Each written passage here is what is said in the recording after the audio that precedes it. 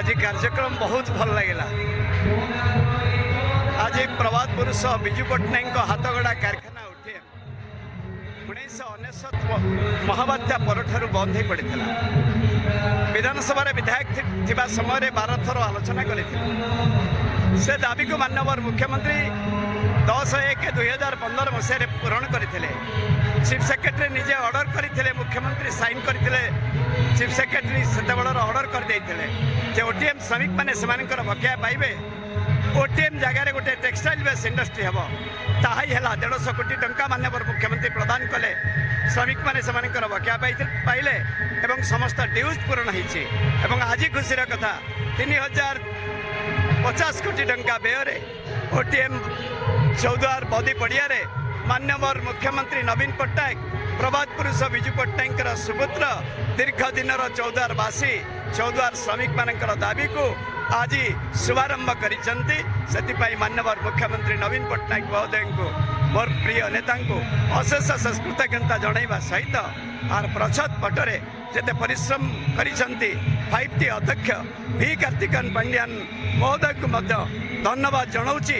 यथेष्ट चेष्टा रही आज कार्यक्रम को शुभारंभ करिबारे तांकर यथेष्ट चेष्टा रही से भी कार्तिकेन पांड्यान महोदय को मध्य अशेष अशेष धन्यवाद जनाऊँगी। आज तो वेलस्पून कंपनी आसिल आगामी दिन में आहरी कंपनी आगमन हम भावुं तो ओडिशा वर्तमान गोटे शिल्पर जागरण सृष्टि करिसेंती प्रिय मुख्यमंत्री नवीन पट्टनायक।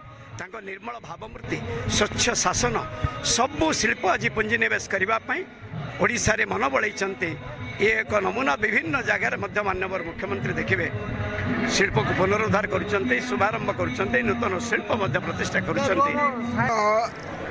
समस्ते जानी आधुनिक ओडिशार जदि चित्र एवं इतिहास लेखा तेबे चौद्वार बिना लेखा जाई पारिबो नहीं।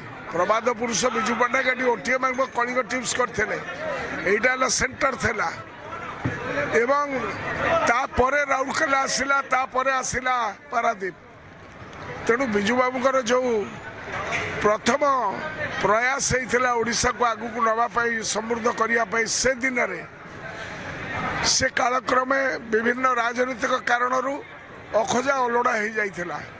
आज पुणी थे पुनर्जन्म नौची आमर चौद्वार एवं नुआ फर्द जोड़ी है। वर्तमान जो कार्यक्रम हम ता दिहरे 3500 कोटी टका खर्च हम एवं एभली गोटे वातावरण सृष्टि होती जो थे कि सब इंडस्ट्रियलिस्ट माने ओडिशा को आसुचंती इन्वेस्टमेंट करने 3500 कोटी टका वेल्सपन ग्रुप आसी इन्वेस्टमेंट करेंगे जो थे 20,000 लोक चाकरी पाइबे गुजराण पाइबे ता द्वारा ये चलचंचल हो देश राज्य। तेणुक ये कार्यक्रम जो माने अवदान जो मान अवदान ता भीतर स्वर्गत राजूराम ना निया जाई पारे, धर्मानंद बेहरा का नाम निया जाई पारे, निया जाई पारिबो अन्य श्रमिक नेता मानकर किंतु सर्वोपरि डॉक्टर प्रभात विश्वाल अवदान किसी कम नुहे।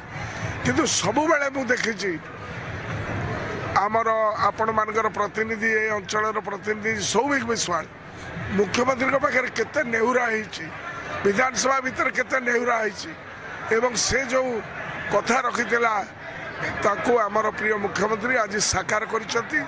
नूतन भाव में चौद्वार हसी उठिब चलचंचल हम एवं चौद्वार तार हृत गौरव फेरी पाइब। यह आम एक गर्वर विषय।